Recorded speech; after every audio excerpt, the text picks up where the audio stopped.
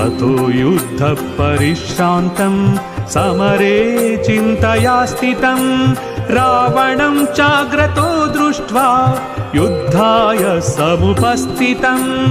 आदित्याय नमः आदित्याय नमः। दैवतैश्च समागम्य द्रष्टुमभ्यागतोरणम् उपागम्याब्रवीद्रामम् अगस्त्यो भगवान् ऋषिः।